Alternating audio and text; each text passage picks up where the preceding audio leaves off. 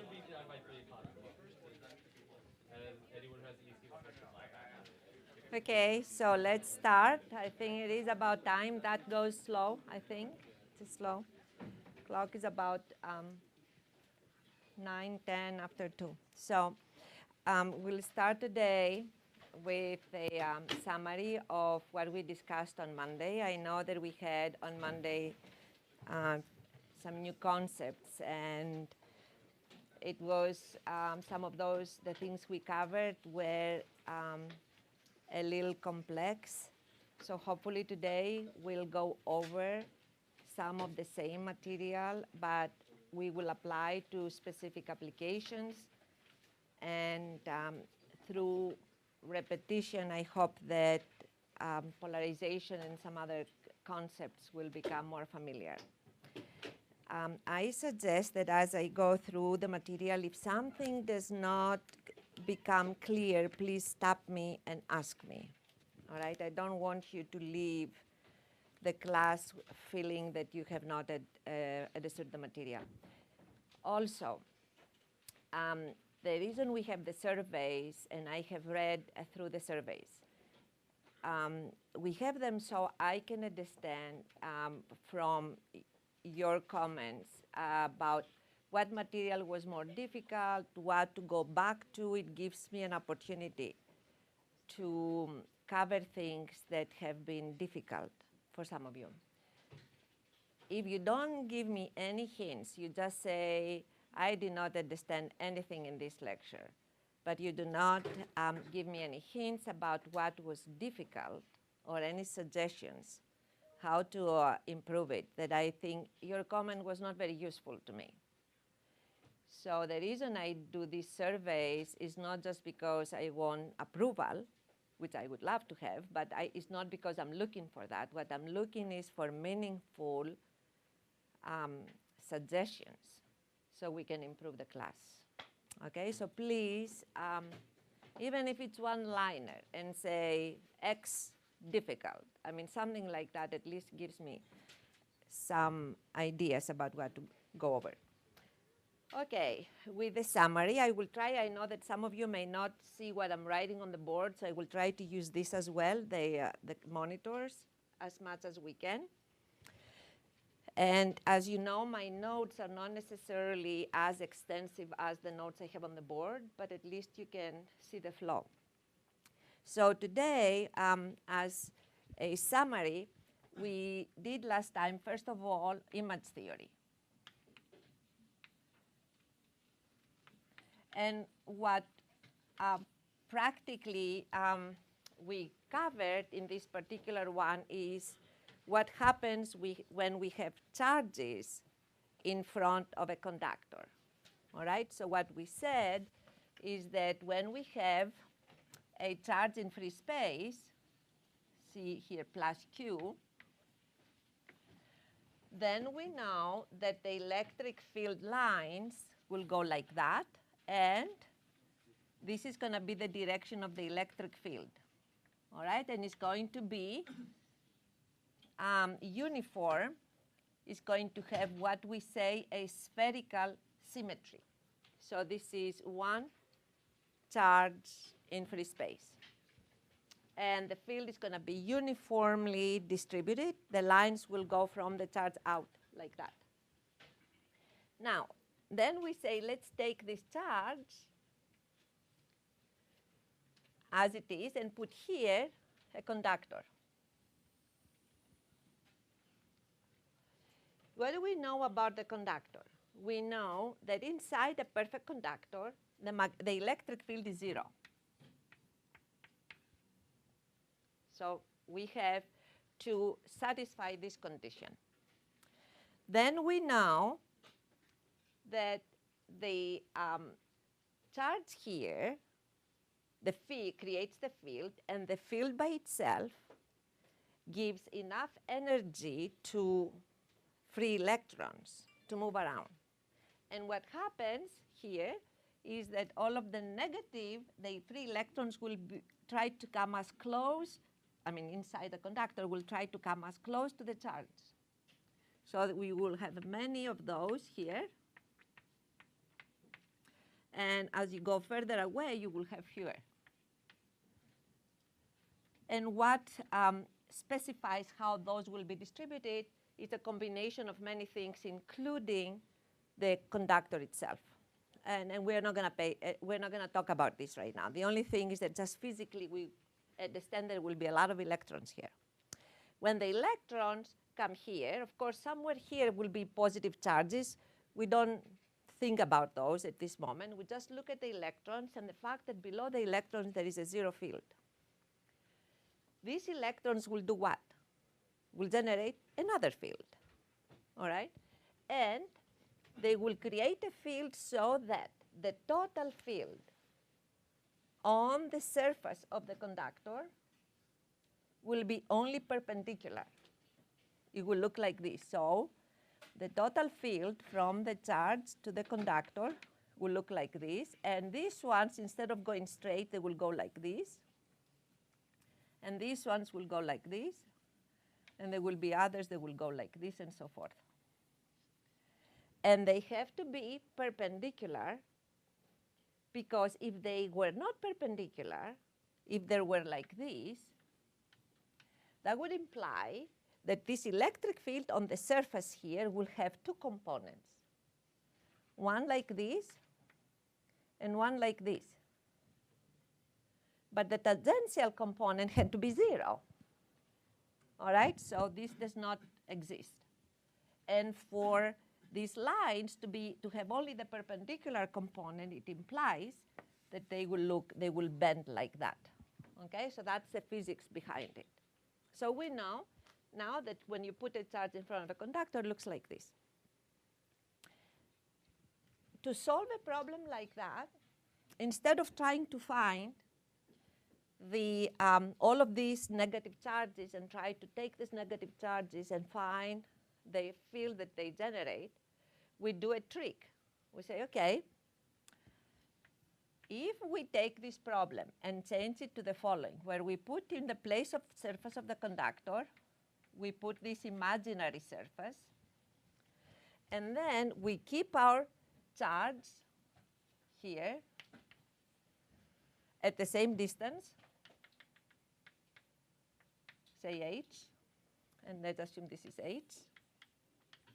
And if we go away by h here, and we place a negative charge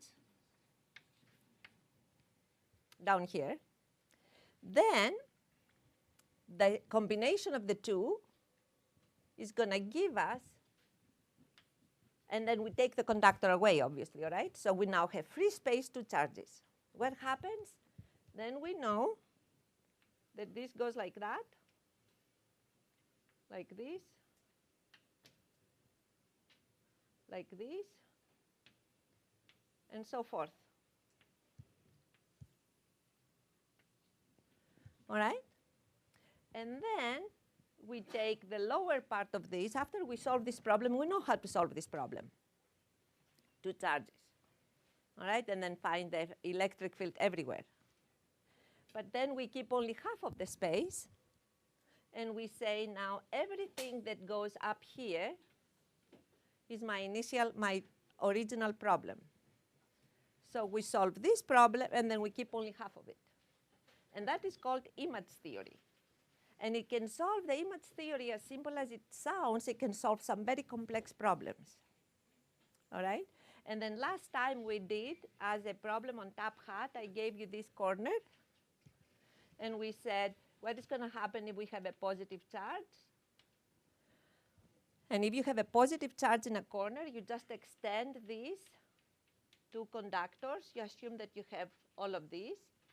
And then you take every piece separately. And you say, if I have this infinite conductor and this Q, then I need a negative Q. 1. If I have this infinite conductor and this Q, then I need a negative Q here. If I have this conductor and this Q, I need a positive Q here. If I have this conductor, then I'm set. All right? So then it becomes symmetric. So then I solve this problem of the 4 charges, which we know how to do. And then after I solve that, I only keep this part. And what you're going to find, just from physical intuition, you're going to find that this will go like that.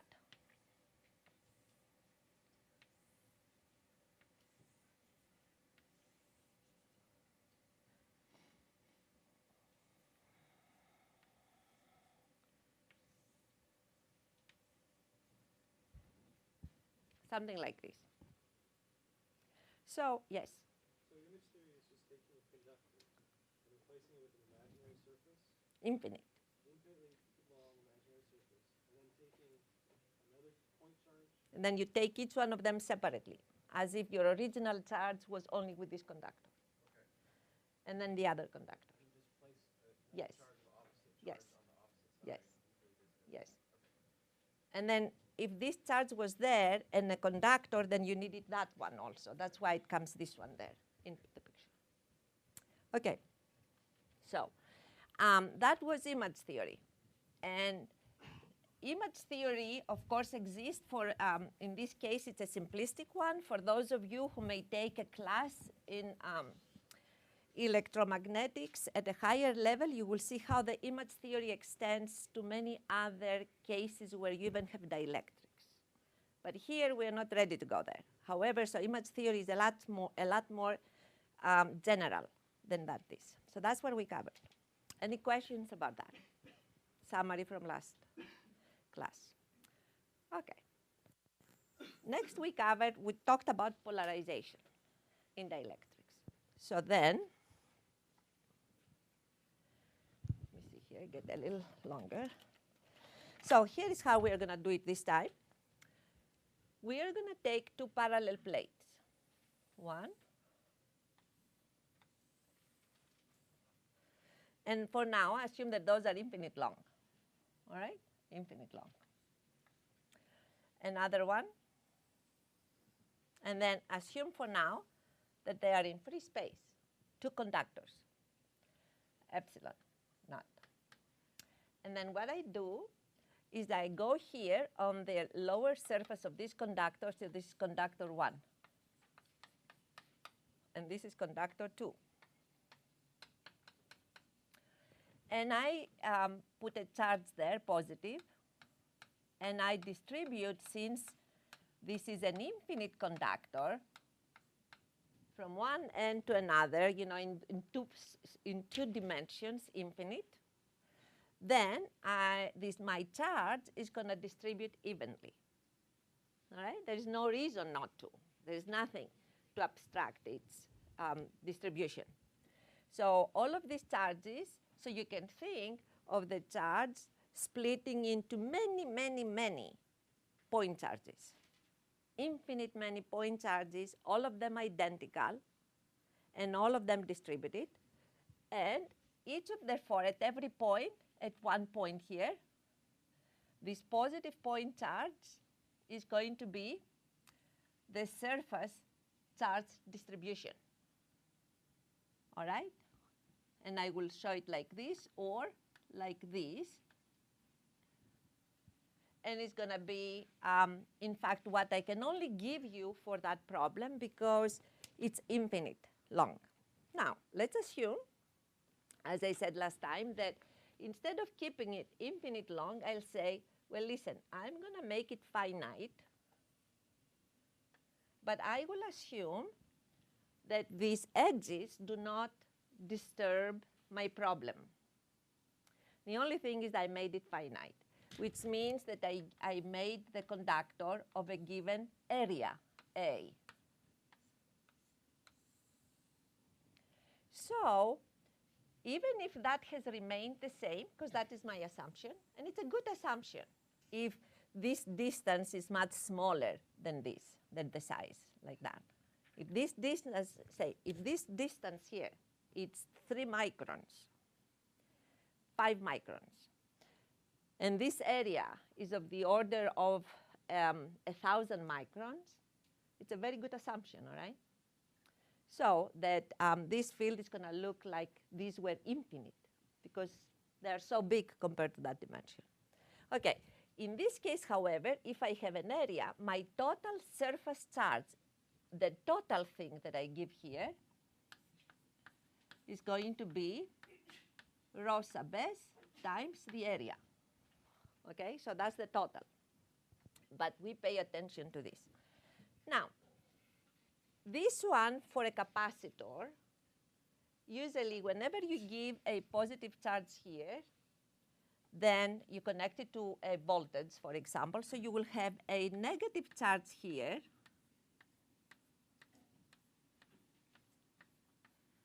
All right? And because this is going to be grounded, you remember from conductors, so it's going to be part of, they're going to be connected. And let's assume that this is ground. Then you're not going to have any other charges at the outside of these conductors, only at the inside of the conductors. Okay. Then what is going to happen here? This, therefore, creates in free space an electric field like that.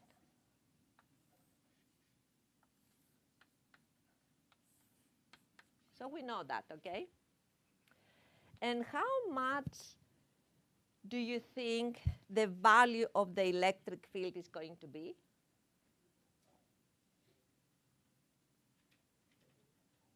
Let's think about this. The value, I make a following statement. I state that the value of this electric field, that I will call E naught, is going to be this rho sub s divided by epsilon naught. Why is that? Because of the divergence of the Gauss's law that we have. Gauss's law says that right here, where the charges are distributed at any point, let's take this point here. At this point there, let's call that point P.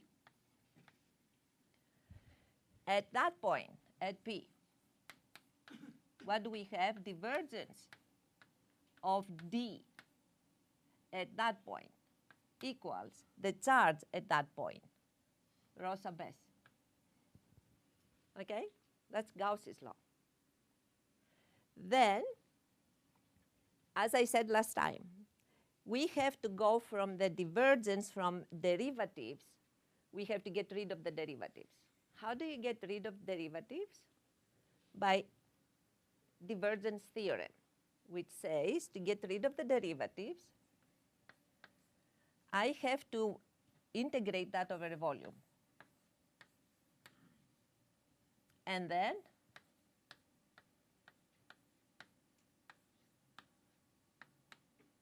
if the volume is infinitesimally small, let's assume that that the volume, this is all a point, and let's assume that I go in a very small volume. Now I make it look large, but in reality that's delta V. If this is so small, and I make delta V go to 0 practically, then the only charge that I will see within this volume is going to be rho sub s. Do you understand that? Because I squeeze it to something really infinite, like a point almost, the volume. And the only charge I have in this volume is only this one, because I squeeze the volume to go right around the point. And the only charge that I see in there is this one, because there is 0 charge everywhere else. There is nothing other than this point charge. So it goes there. And however, because still I may say I squeeze it down to nothing, the charge is on this surface, on a surface practically, all right?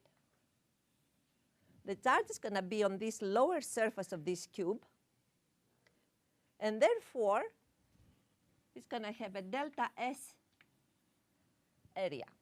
All right? So you think that I took the whole thing down to delta V, and therefore the charge is only on the lower surface of this cube. The whole cube has delta V volume. So the lower surface of the cube will have delta S surface, like tiny, going almost to 0. That's how we write entities, quantities that go to 0. Okay. According to divergence theorem, this one is equivalent to the surface integral of d dot ds.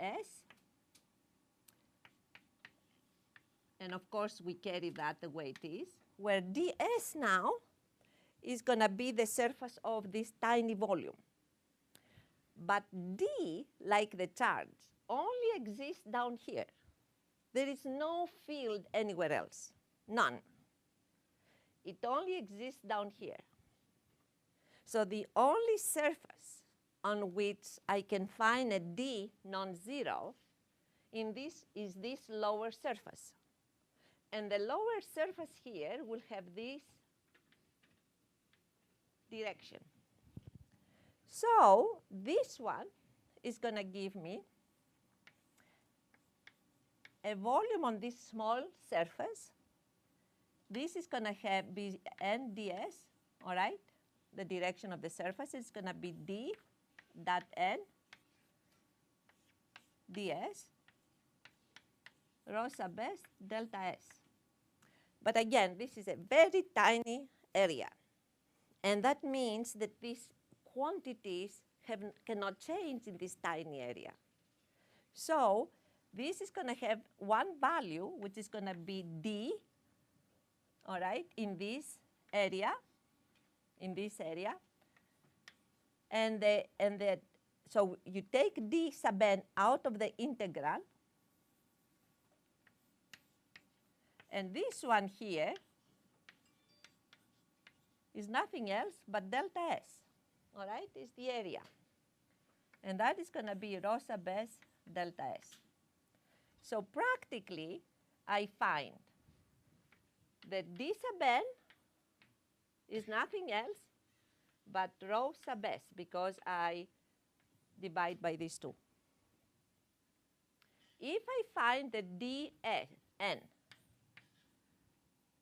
is rho sub s, that I know that d, so it means the vertical component of d, which is the same direction with the electric field. I know that d is nothing else but epsilon naught E, all right?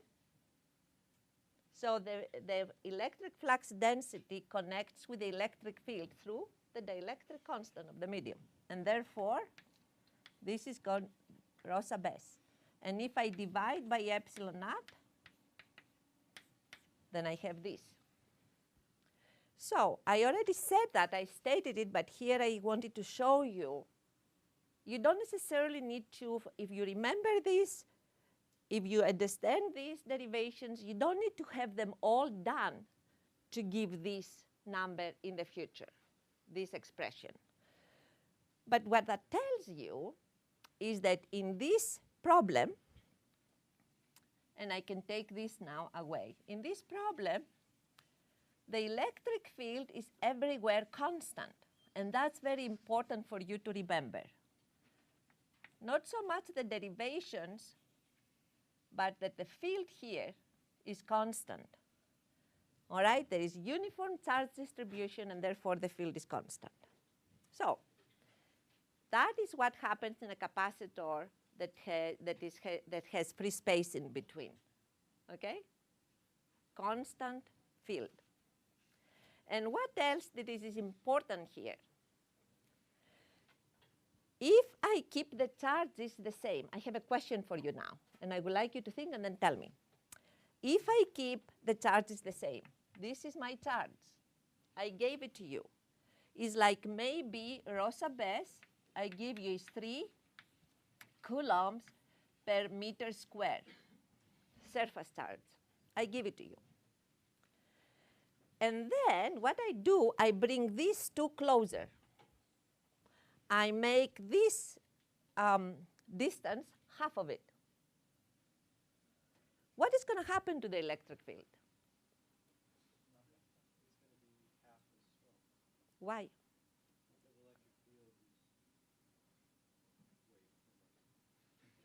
Now let's think about that. The electric field only depends on the charge and on epsilon, nothing else. If I keep the charge constant, then the electric field does not change. It does not depend on the distance. Remember that, it's extremely important. All right, so the field does not depend on the distance if I keep the charge constant, the same. Okay, now what is next? I go in this problem, the way it is, and I introduce a dielectric. So my field is still here, and then I put a dielectric like that.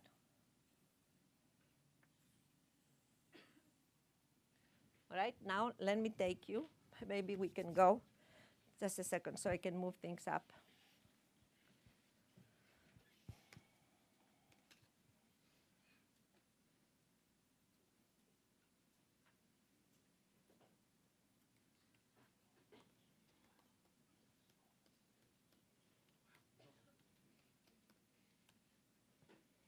Okay, let me get rid of this. And then there. And then we go.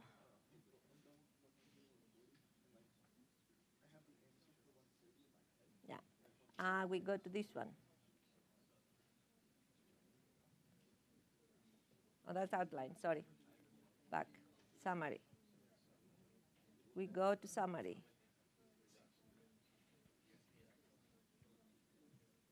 So here, you see that? So I just analyzed all of this problem for epsilon naught before. And I have positive charges at the bottom. That's okay. So you see a little bit different. But here I put the positive charges on the top. Okay. Now I bring a dielectric here.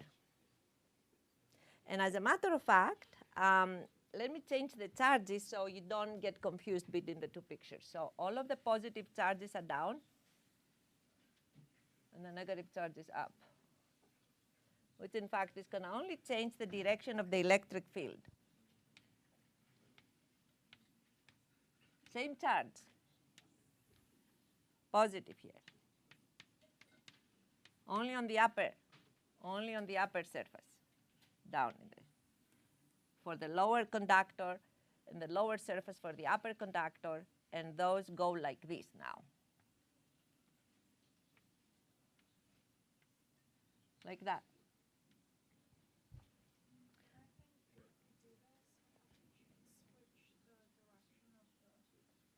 Yes, thank you. All right, so we keep the charge the same.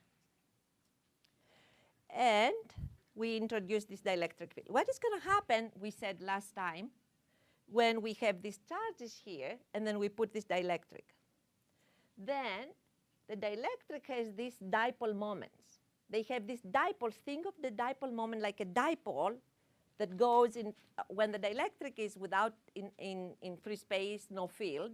All of these dipoles will go into all random directions. So at the end, the dielectric is neutral in terms of charges. But when I put the dielectric inside the electric field, then all of these align. All of the charges align. And what is going to happen specifically, we are going to have the negative charges come across to face the positive charges here. And of course, behind them, they're going to have, because these are dipoles, all right? They're not by themselves. So behind them, they're going to have a positive charge, and then another dipole, and then another dipole. And finally, in the last dipole here, it's going to have a positive charge. So negative charge is here, positive up there.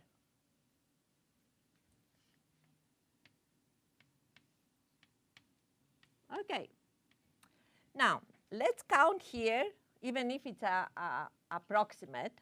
Let's count the charges. 1 positive, 1 negative, 1 positive, 1 negative, 1 positive, 1 negative. So if I take all of these charges together and I sum them up, practically they give 0.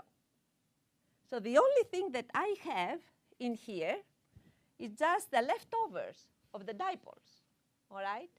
The poles, one pole, the negative pole of the lower dipoles and the positive poles of the upper dipoles, and those poles are separated by a distance. When you take the poles of a dipole and separate them by a distance, what do? They create a field among themselves, all right? It's like two charges, one positive, one negative. And therefore, how does this field gonna look like for the polarization charges? These are polarization charges because they are the dielectric. It will look like this. So what do you remember, therefore, is when you put a dielectric inside an electric field, the charges of the dipole moments, the dipoles that are in the dielectric, the polarization charges, align themselves so to oppose that field, create a field in the opposite direction. So what is the impact of the polarization charges? They reduce the total field. So if the field here is E naught, and then here was E naught, the total field here between these two will be less, will be E. Okay? Will be E. And what is E gonna be? E will be the original field minus the polarization field.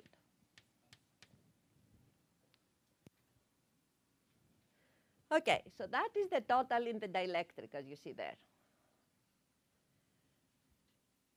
What we can take this, I'm not gonna rederive it because it is in my notes from last time, but the equivalent to this, so we have one expression for the total field in the dielectric. So you always remember the dielectric reduces the intensity of the field.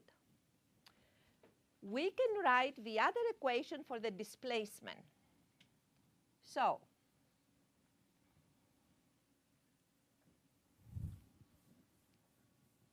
the displacement D, oh, thank you. That sounds like mine. I'm sorry. And I thought that's why I turned. The D then is going to be the initial D, all right, from here, the original D, which was epsilon naught E naught. Remember, the original field had this one. So it's the original D, but this is going to increase by something. It's going to increase by the polarization vector.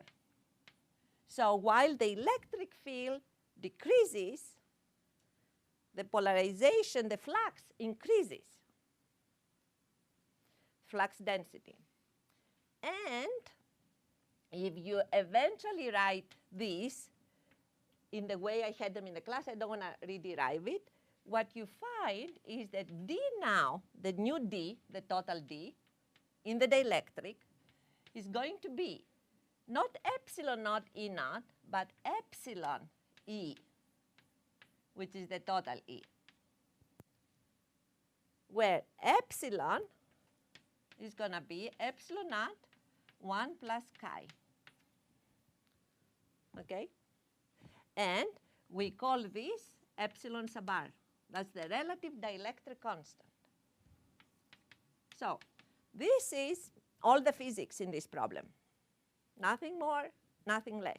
That's what, in fact, is all polarization interesting about.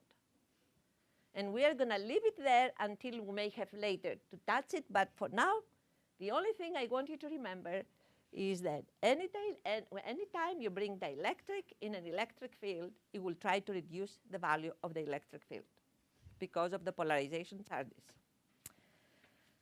Okay. We'll stop for this and we'll come back to the, yes? So let's say the dielectric in the middle, it was just kind of like tilted a little, and there's still like an electric field going across. Would the dielectric like stay in place, but just the dipoles inside would move? the dipoles inside the dielectric, whatever form the dielectric has, will have to align with the electric field, in the original electric field. So they will take whatever the dielectric is, however it looks, however oriented it is. I've never seen a conductor with this one, but in any case, however it is oriented, the dipoles inside the dielectric will take the same direction with the electric field. And the field that they will produce is going to be of the opposite direction of the original field. The only reason I was asking that question is I was just thinking like macroscopically, right? If you had a dielectric and you applied it like an electric field just going one way at any angle, the dielectric would stay stationary. It wouldn't move, but only the dipoles inside. Yes, the dielectric is a mass. The mass of the dielectric is not going to move. You place it, all right?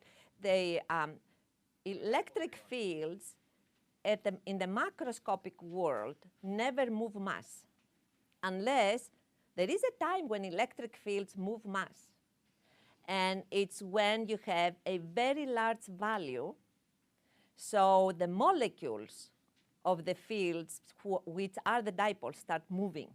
So there is mass associated with that. But in the macroscopic world, assuming that we don't have these high values in the electric field, there is no mass movement. So there is only dipole movement. All right? Is that what you meant? Yes. I'm a bit confused about the notations. So what are the differences between D naught, and D total? D naught is the flux density for the original field when we had zero dielectric, no dielectric. All right? There is always, so whenever you have an electric field, you have a flux density, D. And it's a vector. And it's for all simple dielectrics, excuse me, this one.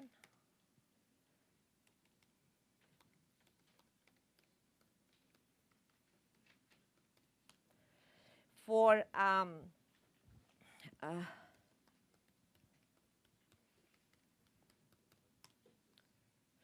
all simple dielectrics, the relationship between the flux density D and the electric field is a scalar relationship. So the constant is scalar and uniform, constant, everywhere, for everywhere the dielectric. That's not necessarily true for every medium, but for everything in this class, or everything we're going to use in this class, the relationship between an electric field and its flux density is through epsilon. Epsilon naught in free space and epsilon in the dielectric. All right? Is that clear? That was the relationship for the original field when we had no dielectric in the capacitor. Yes. And this is when we have the dielectric in the capacitor. All right? Yes? So the dielectric creates its own electric field, right? Yes. So does that electric field extend outside of the dielectric? No. Only within is Yes. the new D total. Yes. But up next to the surface of the capacitor, it's still the original. Yes. Yes. So for D total equals epsilon E total, B total is slightly smaller than E naught, Exactly. but the epsilon is bigger. Yes. Absolutely. All right? Okay. The other thing we've done, we covered last time,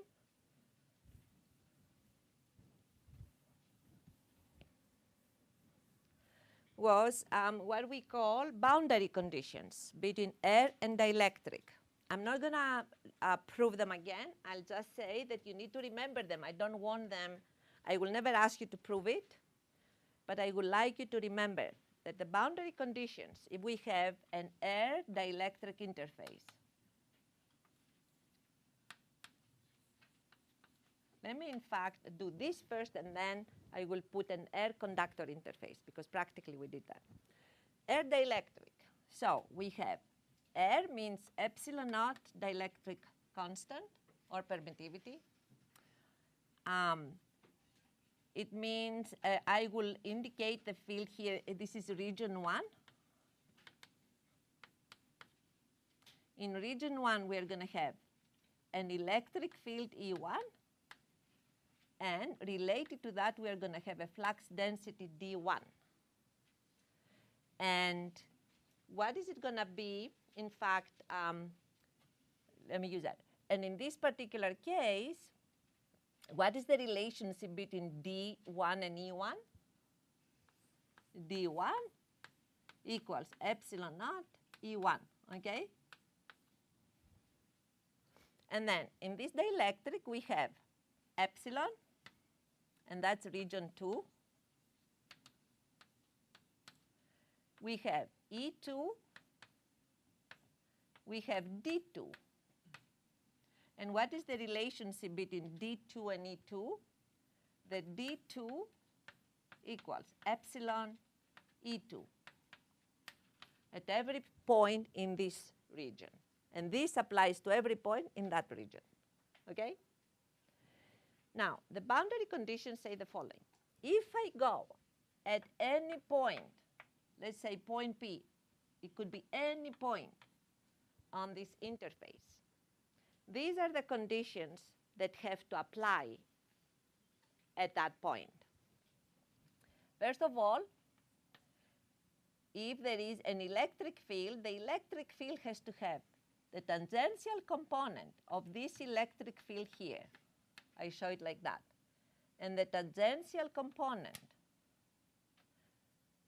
of this electric field down here have to be equal. All right? So E1t has to be identical to E2t at any point P.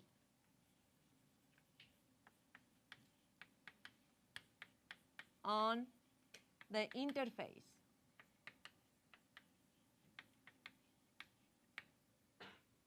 All right, what else? If this is the normal component of D,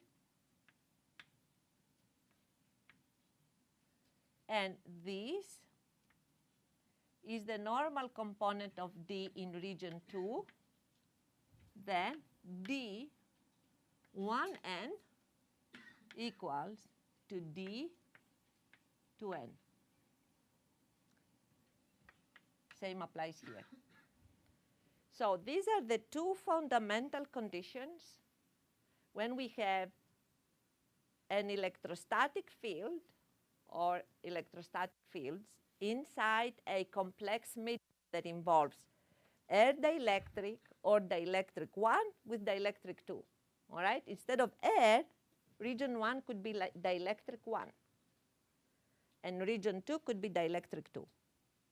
And tangential components of the electric field on the interface have to be equal. And the normal components of the flux density have to be equal. All right? Which means what? I mean, this is the simplest way to remember it, but in parentheses, that means that epsilon naught E1 normal equals with epsilon here E2 normal. So even if the flux densities are continuous, as we say, through the interface, or the values are identical at the interface, the normal components of the electric field are not equal. But we always remember this too. And then we know that. Okay? These are the two conditions. Any questions about those? Yes?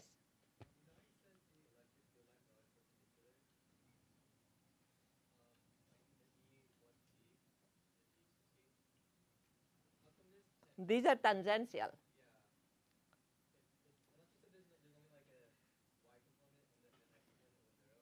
No, the electric field is going to have two components. All right, one tangential and one normal to the interface. All right, so the tangential component could be if you are in 3 coordinates like x, y, and z. Let's assume that this is z, x, and y. X comes out of the board, all right? Your tangential component can have ex and ey, could be in any direction. The normal component is going to be the EZ component, all right? So every field can have 3 components, or 2, tangential and normal, all right, to the interface. So you can say that any field at the interface is going to have 1 tangential component, can have any direction. Tangential means it's parallel to the interface right there, and then 1 normal. Okay, so the tangential component, yes? Is it only conductors that can't have a tangential electric field, or just the normal? Let's go to the conductor. Now, let's assume that the lower medium is a conductor. All right, here. Conductor, air. If we were to treat the conductor like a dielectric, I would say these 2 have to be the same. All right, so I will say E, here, this is 1, this is 2. E1t equals E2t, and D1n equals D2n. What happens inside? 0. 0 electric field. So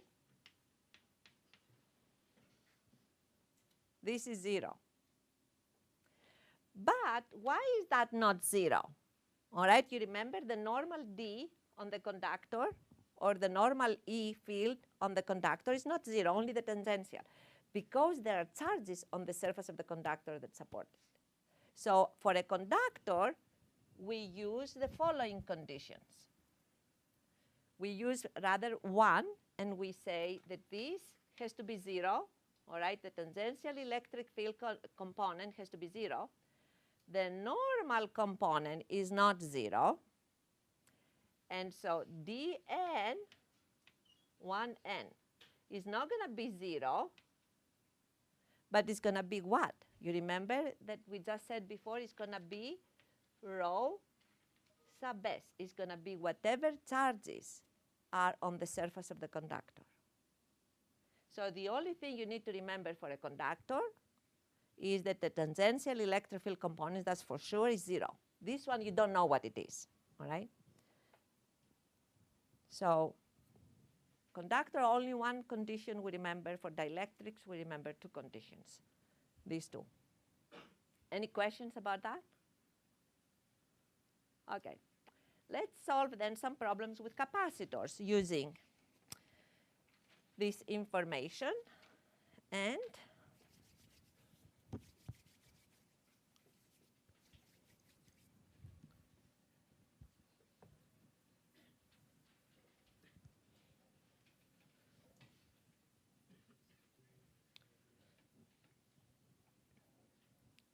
we'll do the following.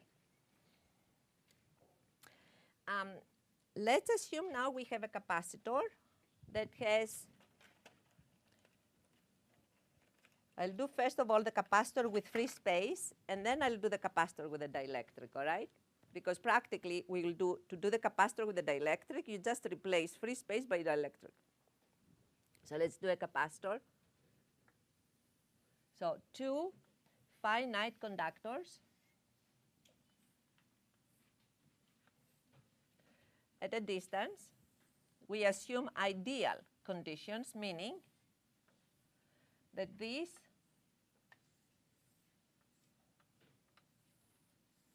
one of them is grounded, and the other one, they both have fixed charges, positive here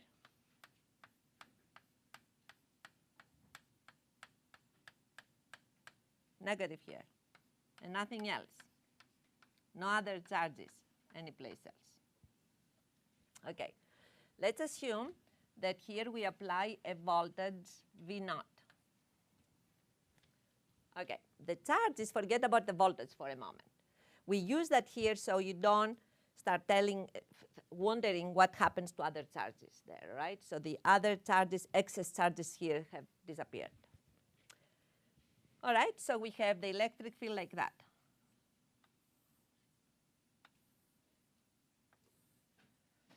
What did I say about the previous case? Let's assume this is area A, all right? Lower conductor has the same area. And this is distance h. Okay. What did I say about E naught? How much was E naught? Let's assume that we find that the total charge here is plus Q, that this battery supplies. The total negative charge here is minus Q. All right, so the two charges are balanced. All right, the source supports that, helps them do that. Okay, how much is, if this area is A, how much will be the surface charge density? Exactly. So rho here, sub S, positive, is going to be Q over A. How much is going to be down here? Minus Q over A, okay?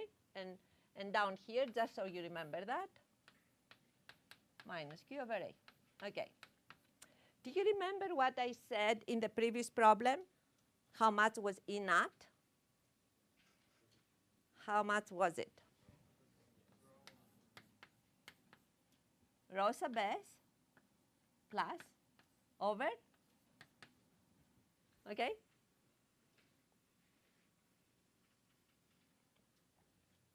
This is, in fact, a constant value of E naught. Okay, let us now find out how much is going to be the potential.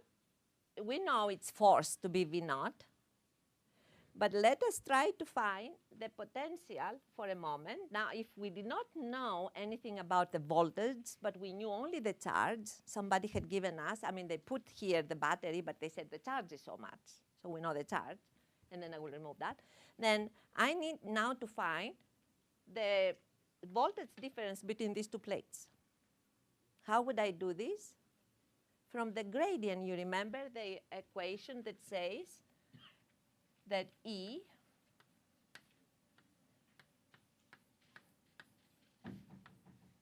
where V is the potential. And there, from here, we can find that V, and call this conductor 1, and then conductor 2. V between 1 and 2 equals minus 2 to 1 of E dot dl. Okay? In fact, I should say upper and lower here. Sorry. 1 to 2 and 2 to 1 should be 2 to 1. All right. And this one should give the voltage difference, because dl in this particular case, if we take it's 2 to 1, it goes up, this goes negative, so practically dl is going to go along this direction, all right, because I'm looking from conductor 2 to 1. That's the direction of dl. The direction of the E field is down, so the inner product of these two is going to give a negative, and another negative is going to give a positive, all right? So let me write it again. If this is the x direction, x, or z, let me call it z. If this is the z direction, I integrate from 2 to 1. So dl is z dl. E goes down. So E is E naught minus Z, all right, because it goes down. And the inner product of the two gives E naught, so V12 equals negative, and negative here is positive, E naught dl. E naught is constant, I take it out, and this, how much is that? H, exactly, this is H. So what I find from here is that V12 is E naught H.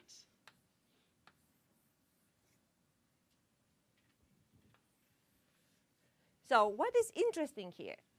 That the electric field does not depend on the thickness. It only depends on the charge.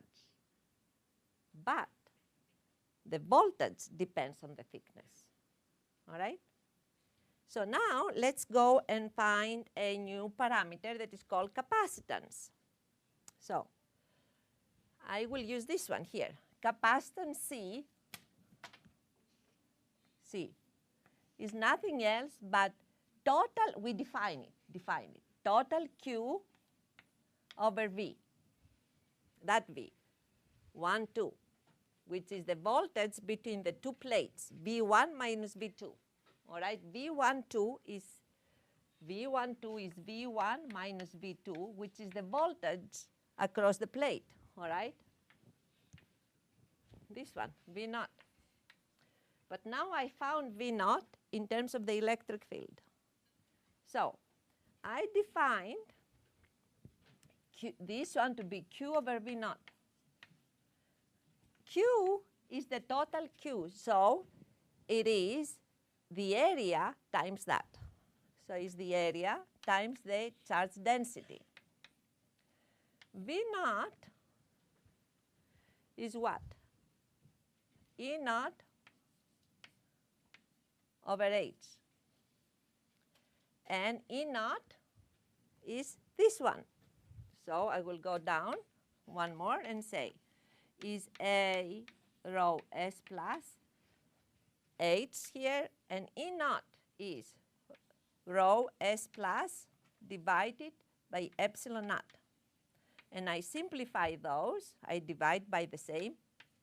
And I have that C, which is the capacitance, is epsilon naught area divided by H. All right, so C is epsilon naught area divided by H.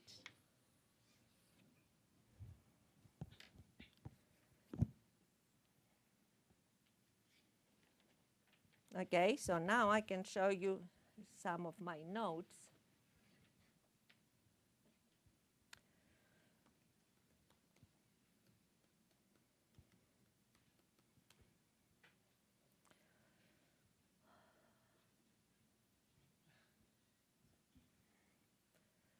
Okay, where are we?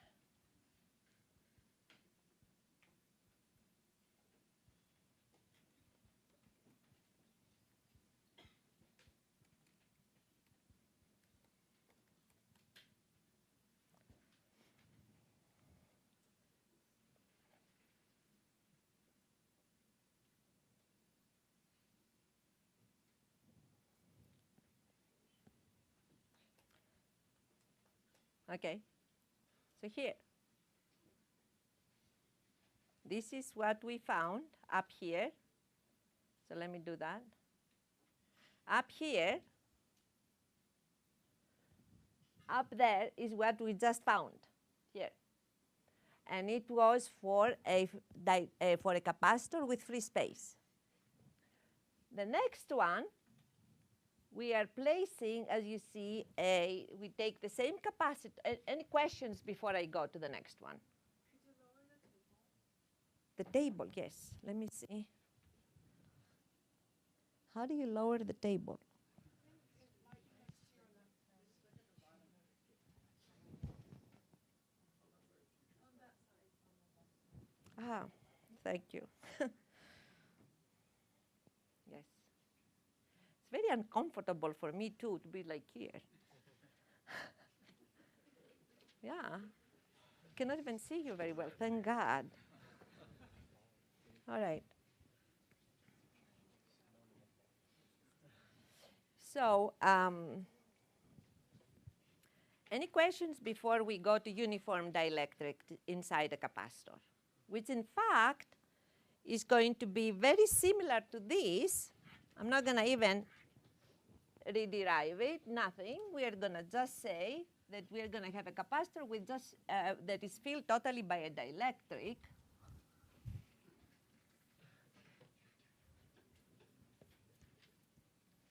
All right, totally filled by a dielectric. So again, the two conducting plates.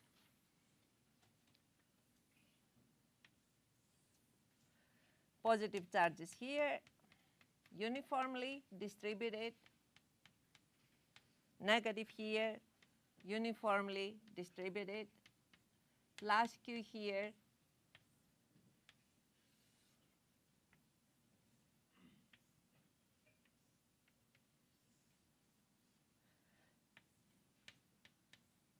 And here, we fill the whole area with a dielectric, which dielectric has a epsilon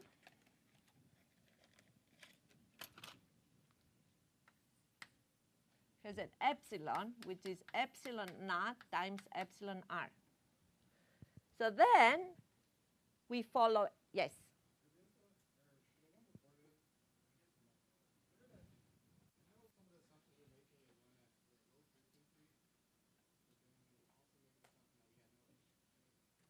Yes?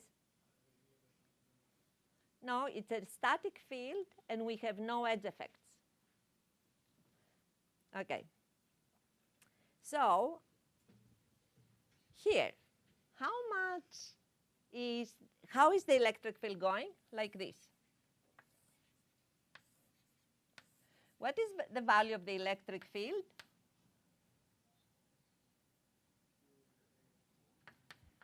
Rho S plus over epsilon. Okay?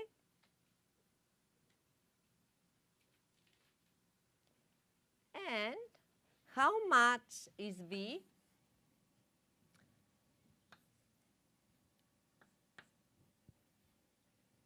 V is E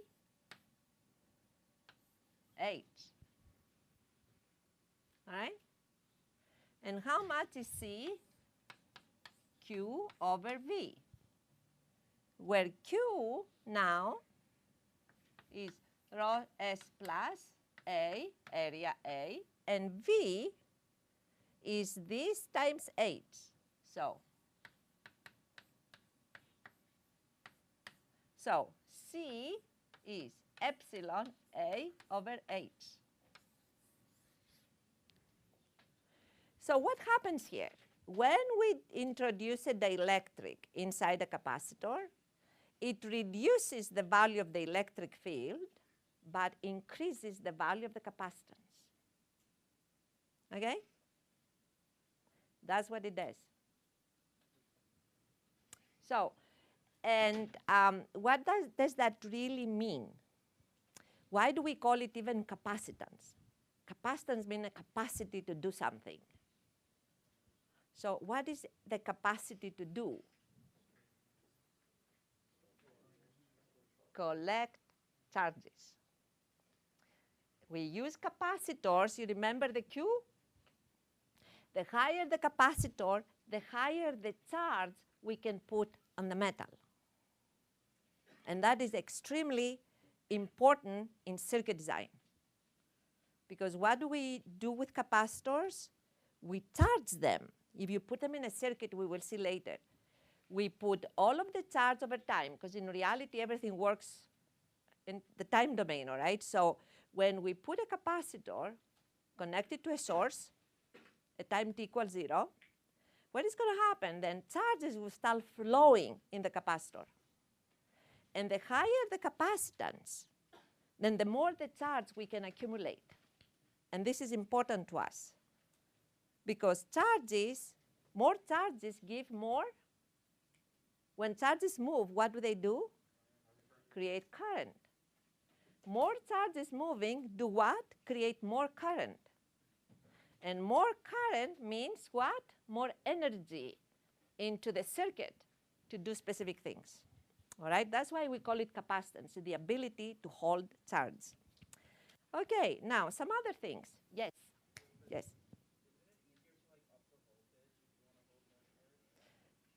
It's not good to up the voltage. Why? Because you would have to have an iPhone like this, and you will have to have a battery like this big. All right?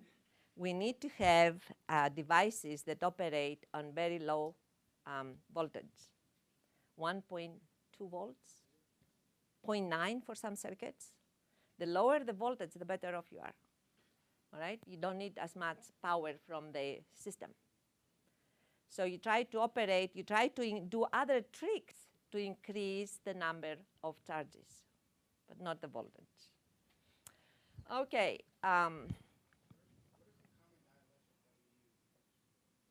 Oh, there are all kinds of different dielectrics. We make them, yeah, fabricate them. Polymers, for example. Duroids are the easiest ones. They're all organic. They use some polymeric.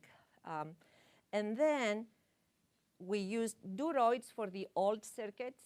If you're going to develop circuits at home, like for fun, some people do. I never did. But they would use duroid. When I was a graduate student and we did not have clean rooms and things like that, we were all using duroid. And we were using some very primitive techniques to print circuits on duroid. I mean, I cannot tell you because you're going to laugh. It's like when you print out pictures, when you develop them, and then you use different solutions, and then you put a light over it. You know, that's how we were doing it. It was like very crazy. But now, of course, all of this is gone. We're talking about many generations back. And now people are using silicon. So if you are using silicon as the basis of your circuits, they use silicon oxide for the capacitors. And why would you not use silicon, but you use an oxide for a capacitor? Because the 3,5 materials, even if you use them for the active devices, they are very lossy if you use them for like circuit elements. So they create with epitaxy a very thin layer of silicon oxide. And then there, using silicon oxide as the dielectric, they create all of the capacitors. And you had a question? Of course. Yes, break. I want a break too. Yes, because I've been talking for a long time. Thank you.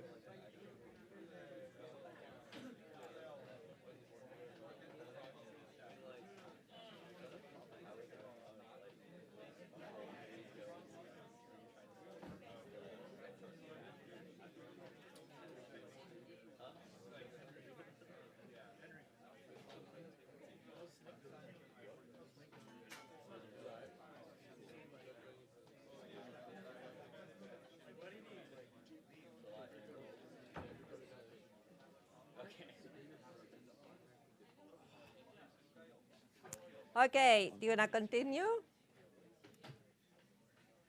All right, from this point on, it's going to be light. Why is that? Because we're not going to do too much of derivations. All right, so we found that for dielectric. Now, let's see what is going to happen when we fill it with two different dielectrics. All right, so we take this one, and then we have one dielectric up to the center.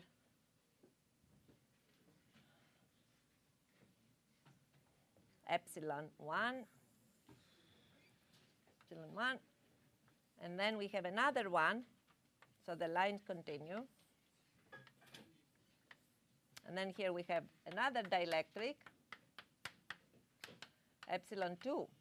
And then here we have H1 and H2. But we have the same area, A and A. And then we have the same charge.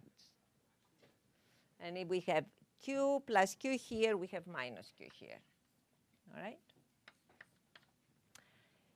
Now, the electric field goes like this again, vertical, to the surfaces, conducting surfaces, and because the dielectrics are like planar and parallel, all right? They are like stacked parallel. The same lines go through the interface perpendicular to the interface, all right, the electric field lines. So what do we know from the boundary conditions at the interface? We know the D, and then if this is, say, we said this is the Z direction, all right? The D1Z will be equal to the D2Z. Remember that? And then we had a tangential, a continuity of the tangential electric field, but we don't have a tangential electric field here, so I'm not going to talk about it. So normal, these two. How much is this one? Epsilon 1 E1Z. How much is this one? Epsilon 2 E2Z, and that happens at the interface. Okay. If that happens at the interface, is it going to only be true for the interface for this kind of problem? No, because in this kind of problem, the electric field along any direction has the same value. Along any direction parallel to the interface will have the same value. So if this applies at the interface, practically this relationship is going to be true, all right? So because the E1 and E2 fields are not going to change here. There will be E1 is going to be the same here, and the same here and here. So the value is constant from here to here, and from here to here for the electric field. And from here to here, and from here to there, all right, for each of those areas. And they are related between the two dielectrics, they are related through that. Okay. If we were to find a capacitance for this one, the capacitance would be Q over V. Q is Q, has not changed. Now we need to find V. All right? How much is V? V will be, like before, the value of, it's the line integral. All right? V1, this is 1. This is conductor 2. V between 1 and 2 is nothing else but V1 minus V2. All right? This is V here.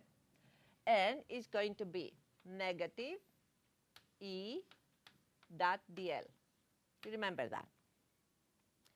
But now, since the values of V are not the normal values of V, of E, are not continuous through the interface because they have the epsilon 1 and epsilon 2 there, then I will have to split this integral into two portions.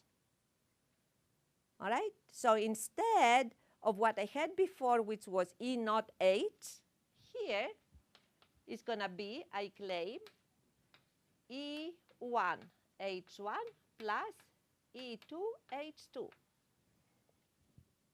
Okay? And then I can define two capacitances as if these two were separate capacitors. So I can define C1 to be Q over V1, where V1 is this, and this is V2, the two different, and C2, which is Q over V2. And then what you can prove, as I have here, look at this, you can prove that this is nothing else like a series combination of two capacitors. Do you remember what happens when you put two capacitors in series? It's like I had here one capacitor starting here, one capacitor, all right, connected with another capacitor, C1, C2. And the combination of these two practically is nothing else but the equivalent C.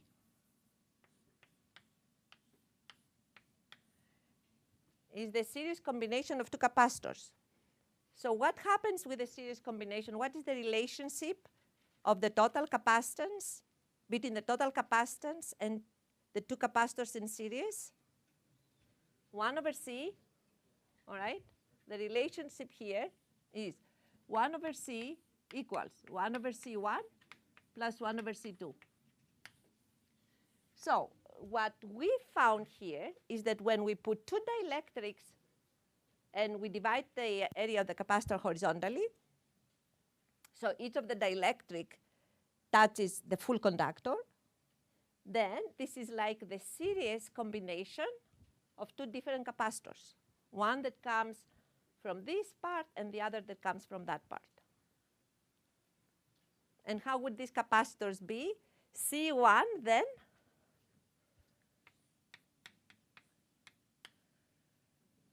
over V1, all right, and C2 Q over V2. And if you were to solve this, you would find that C1 is going to be epsilon naught A over H1, and C2 will be, C epsilon 1, epsilon 2 A over H2. All right, same like we found before. And then you combine them in series. Okay. Done with that, let's now look what is going to happen if we put the dielectrics side by side, horizontally, vertically. So I will erase this. And here,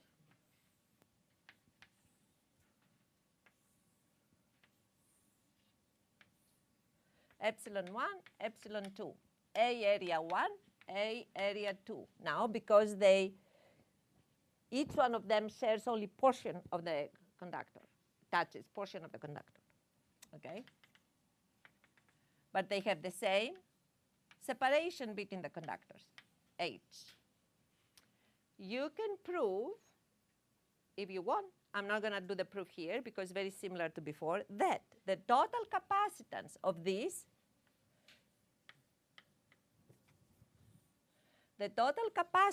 structure is the sum of the two capacitances, where C1 is nothing else but epsilon 1 A1 over H, and C2 is epsilon 2 A2 over H. That's what you have. It's like a parallel combination. It's like you have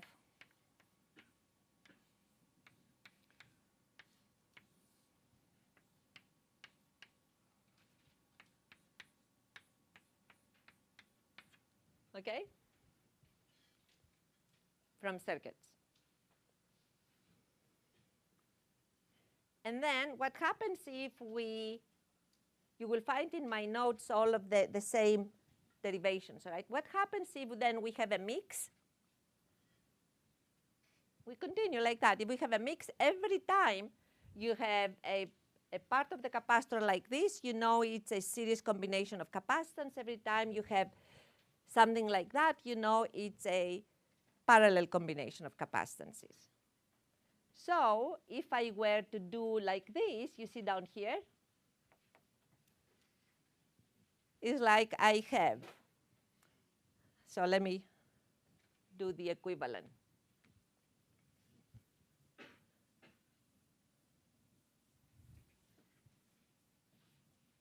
So if I have one capacitor that has one dielectric like this, epsilon 1, divided in 2 here, I mean, so a total of 3 dielectrics. And then this is A, this is A2, all right? This is A3.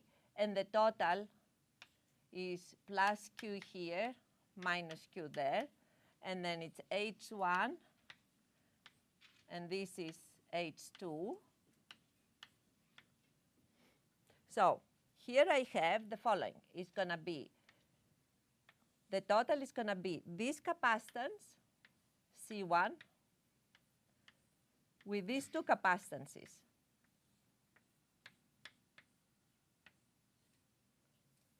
Okay? Graphically, they look like this practically.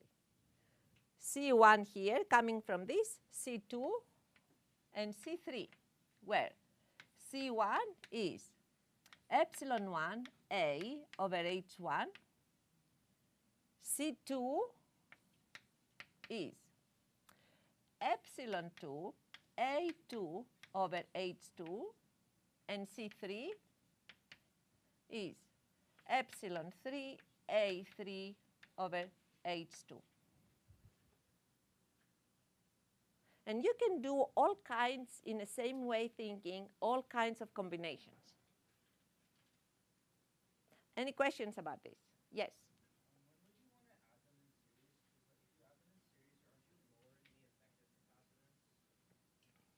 When I add them in series, I increase this total and I reduce this one. I add them in series because they're like that. They share the same conductor. They share the same, they share the same, different areas, of course, but they are at the same potential here. They are in parallel.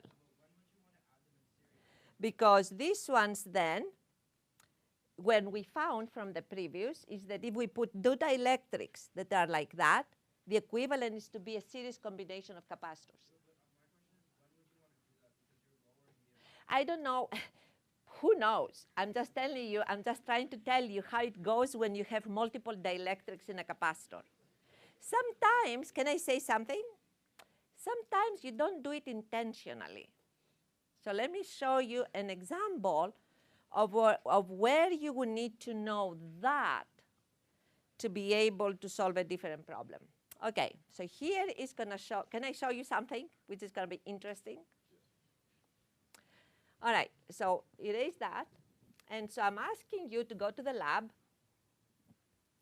and develop this kind of capacitor, this and that, two conductors. All right, and then I tell you do it like in a crude way. So take two dielectrics, cut it a little bit, two different toroids, different epsilon, put the two of them like this, epsilon 1, epsilon 2, and then put a metal on top, or like layer on top, or lay on top a conductor like a leaf. There are these conductors, you know, I mean, if you're going to do things in a crude way, there are conductors, you can lay them down, and then you can cut it with a knife, and then you can lay it down and become a conducting plate. In this particular case, is going to be a crude example. I will give you also something else which may not be as crude. But in any case, let's assume that I want you to do that. You go to the lab, and you try your best to do it. So you put the dielectric here. You fix two dielectrics together. You glue them also with a glue that has approximately the same epsilon 1 or epsilon 2 with one of them. There are glues like this. And then you have them on a ground. And then on top of them, you put this dielectric leaf layer. All right? But when you put it, it's not totally planar. So you have a layer of air. You have a layer of air. So you go to measure the capacitance, and you don't find what you're looking for. And why is that? Because this is epsilon naught. This is epsilon 1 and epsilon 2. The two of them, of course, they would give a total C, C1 plus C2. But with a very thin layer of air, you have a capacitance that goes in parallel. And then what happens when you have two capacitances in parallel? What is the result? Lower from either one of the two. So you find your capacitance to be so much lower than the one you had anticipated just because you had a thin layer of air in there. So that's one. The other is the following. A lot of times in integrated circuits, what you do to develop a capacitor, you have, say, silicon. And then you put a metal layer. And then you put an oxide. And then you may have other, because usually the way we do circuits is that we develop the active devices first. And then we remove layers or we add layers and do the circuits. All right? So active devices come first in the monolithic integration. And then you have maybe some other thin layers, very thin. I mean, you may say, OK, my capacitor needs about 10 microns. But you have probably like 100 angstrom nanometers of another layer, which in fact you used for your active device. And then you want to put here a metal to create a capacitor between this metal and this one on silicon. And this is a silicon oxide or something else. Silicon nitride could be something else. But if you have in between even 100 nanometer thin layer, then you have a problem with your capacitance. So a lot of times it's not like that you add these layers, you want to make it very fancy and complex. It's just that you have to develop your capacitors in an environment that involves more than one dielectrics. And that's why we do these kinds of circuit, not just to create problems. Okay? All right, now that we've done all of this, what if we not do two top hat problems? In one, let me tell you. In one, just participating in it because we want to discuss it, you're going to receive credit. In the other, it's also credit plus the correctness. All right, so let's do the first one.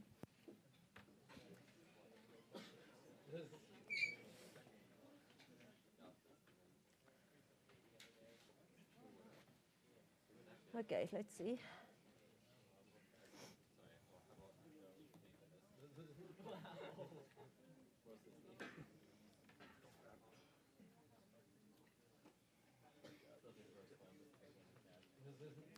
Okay, the first one. This one, we'll just need to solve it. You see this. Let me present it first of all. It's too small, huh? We'll grow, make it big.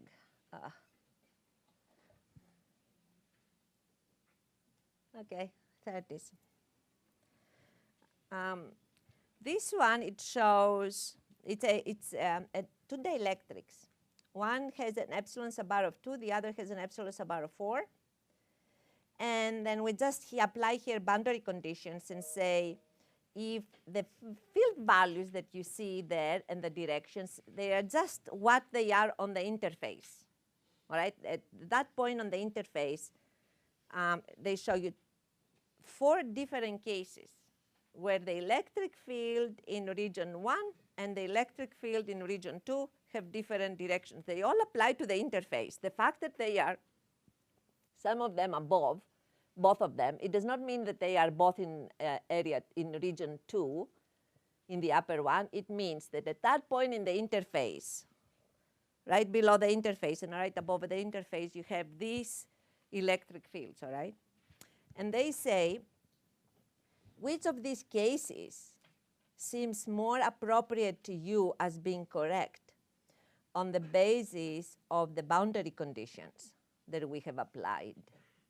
And what are the boundary conditions for a dielectric interface? There are 2. Tangential electric field has to be the same through the interface. So the value of the electric field above, just close to the interface, and below, they have to be equal. What is the other one? That the normal D components, flux density components, are equal. But that does not make the normal electric field equal, all right? So we have,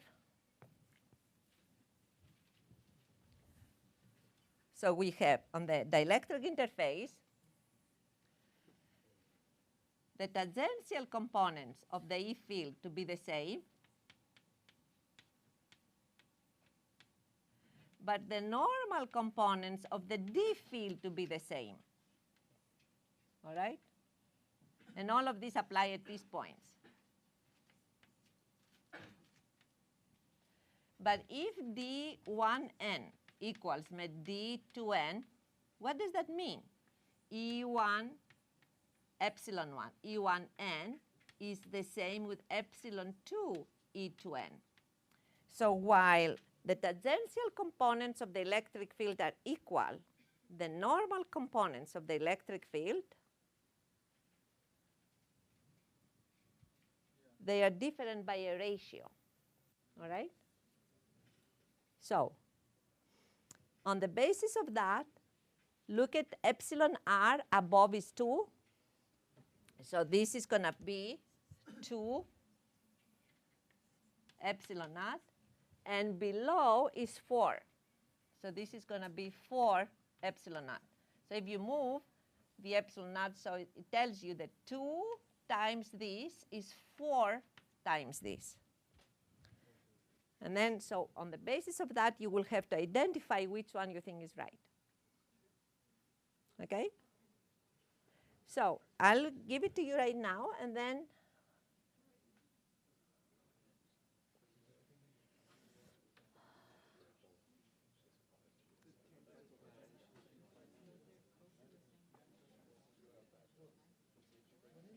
okay. I'm not going to show what others are doing, so you don't influence your decision on the basis of what others are doing. I will show it to you after that.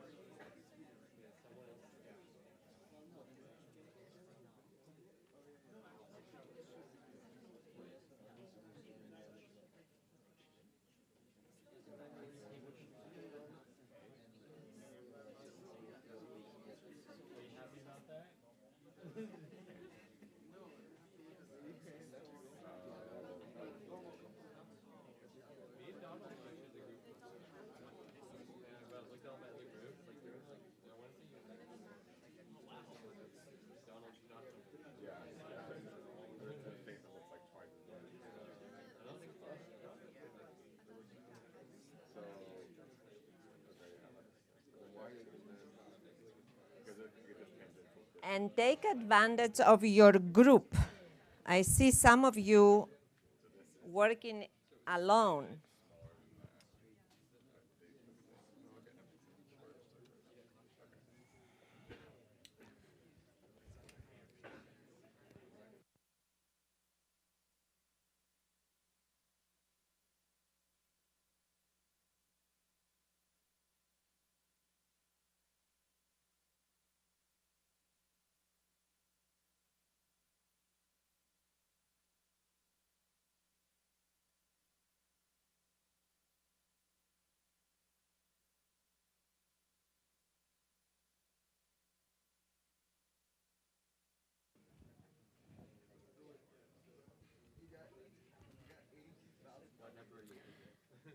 Okay, let's see. How are you guys doing?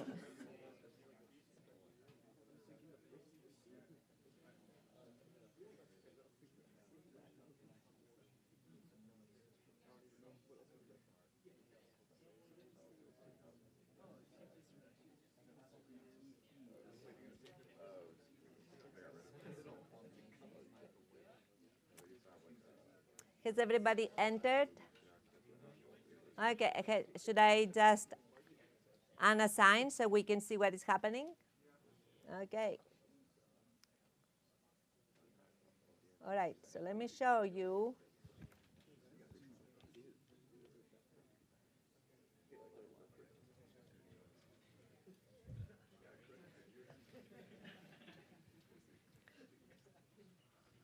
Is it coming out? Yeah. Which one is the correct one here? A. Why is that? Because if we go to B, because I saw a number of you going to B,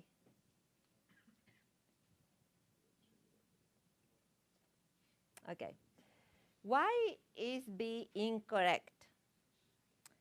Because these two fields have both tangential and normal components different. And what did we say? That the tangential components have always to be the same. All right? Do you now, for those of you who clicked on B, do you understand why it's not correct? Yes. Pardon me? Yes. If you take this, if you take B, all right? So B says that we have one field like this and the other field like this.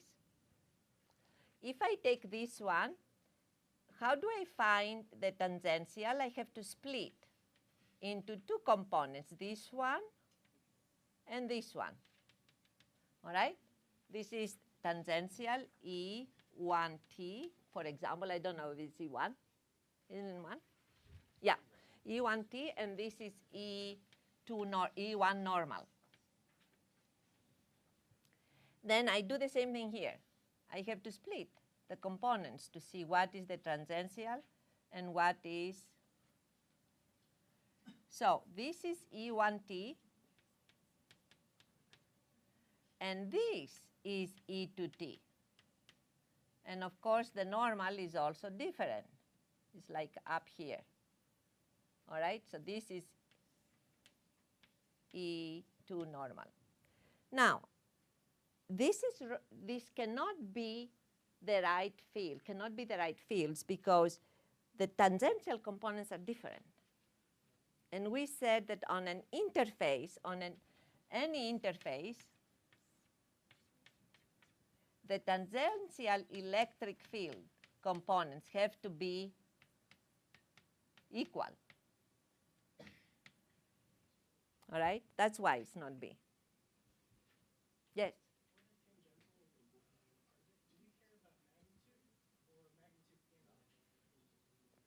Well, if they have to be equal, identical, they have to have, of course, direction and magnitude. Because they are tangential at the same point in space to the same interface, that means that they are parallel. They have the same direction. To be equal, they also need to have the same magnitude. Okay? Yes? answer D has same tangential, but it also has different normal. The directions of the electric fields, the normal components of the electric fields will be opposite.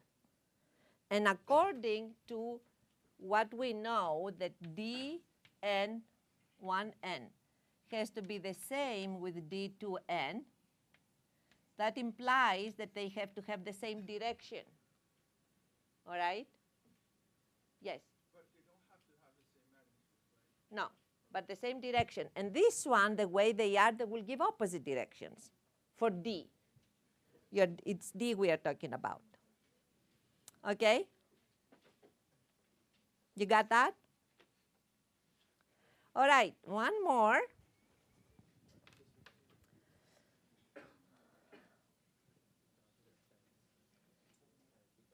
All right.